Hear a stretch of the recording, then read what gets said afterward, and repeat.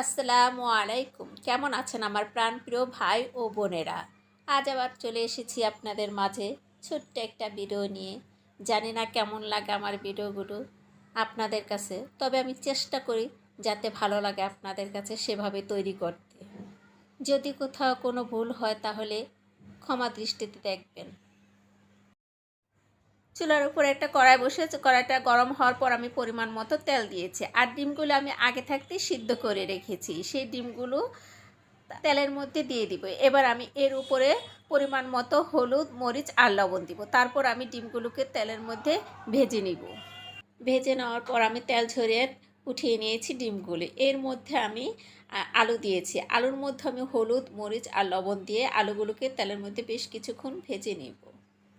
আলু দিয়ে ডিম রান্না করলে আমি এভাবে তেলের মধ্যে ভেজে নিই, এতে করে আমার কাছে খেতে খুবই ভালো লাগে। তারপর আমি তেল ঝরিয়ে আলুগুলোকে উঠিয়ে নিয়েছি একটা প্লেটে। ওই তেলের মধ্যে আমি কিছু পেঁয়াজ দিয়েছি। পেঁয়াজগুলো যখন হালকা ভাজা হয়েছে, তারপর অল্প পরিমাণে পানি দিয়ে আমি এর মধ্যে হলুদ, মরিচ, আদা, রসুন, ধনিয়া, জিরা, লবণ সব দিয়ে বেশ কিছুক্ষণ কষিয়ে নিয়েছি। কষাতে কষাতে যখন উপরে তেলগুলো ভেসে উঠেছে, তখন আমি আগে থাকতে যে আলুগুলো ভেজে রেখেছিলাম তা দিয়ে দিব। দেওয়ার পর আমি মশলার সাথে আলুগুলোকে আবার বেশ কিছুক্ষণ কষিয়ে নিয়েছি। তারপরে এর মধ্যে আমি একটা কাঁচামরিচ দিয়ে দিয়েছি আর পরিমাণ মতো পানি দিয়েছি। তারপরে যখন আমার আলুটা সিদ্ধ হয়েছে, তখন আমি এর মধ্যে আগে থাকতে যে ডিমগুলো ভেজে রেখেছি তা দিয়ে দিলাম, আর ফ্রিজে রেখেছিলাম আমি ফ্রোজিং করে টমেটো, তা দিলাম। এবার আমি একটা চটার সাহায্যে নেড়ে দিচ্ছি। আমি ঝোলটা আরও কম রাখবো। তারপরে চুলা থেকে তরকারিটা আমি নামিয়ে নেব। এবার আমি আরেকটা চুলাতে বেগুনি ভাজছি। বেগুনিটা আমি বিকেলে খাবো, আর ওই তরকারি দিয়ে আমি রাতে ভাত খাওয়ার জন্য তৈরি করে নিয়েছি। আর আমরা যারা রাঁধুনি আছি তারা কম বেশি সবাই বেগুনি ভাজতে পারি। সেজন্য বেসনটা কিভাবে তৈরি করতে হয় সেটা আর দেখালাম না, শুধু তেলের মধ্যে আমি বেগুনিটা ভাজছি এটাই দেখাচ্ছি। বাহিরে বৃষ্টি হচ্ছে, এর মধ্যে মন চাইলো আমার বেগুনি খেতে, তাই আমি তৈরি করে নিচ্ছি বেগুনগুলো।